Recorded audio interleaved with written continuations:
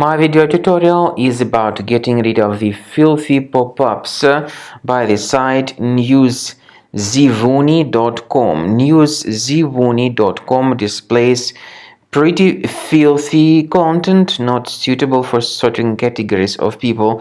Also, this site newszwoony.com tries to basically redirect your browser to some other junk sites, and also to infect your browser with a lot of annoying ads that will be shown as random push notifications. To fix your browser, access the menu, go to Settings, select Privacy and Security, then Site Settings, and in Permissions choose Notifications. Remove any junk sites if you detect them on the list. Finally, to make sure that your computer is free of other threats, I recommend researching the system with Combo Cleaner. Go to the official page combocleaner.com, download it, install it, and then begin carefully examining the computer to detect and eliminate other infections which still could possibly remain on your device.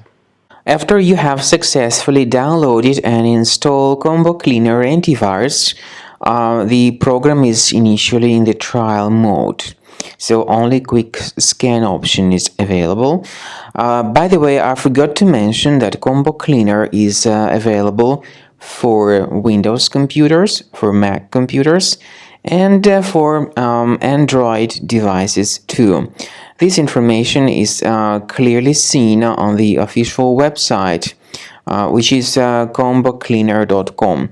So through this official site, you may download any preferred version, and even for iOS devices too. So all these 4 different operating systems can offer you the version for Combo Cleaner Antivirus. So you need to click on the Start Scan button, and the program will begin researching and investigating your computer. First of all, the software will update its anti-malware database, which is definitely essential for proper detection and removal of any malware. So don't skip the update procedure. Wait until the scanning has been successfully accomplished. At the end of the scan, you will see the summary of threats, and we recommend upgrading to Premium, and you can request trial.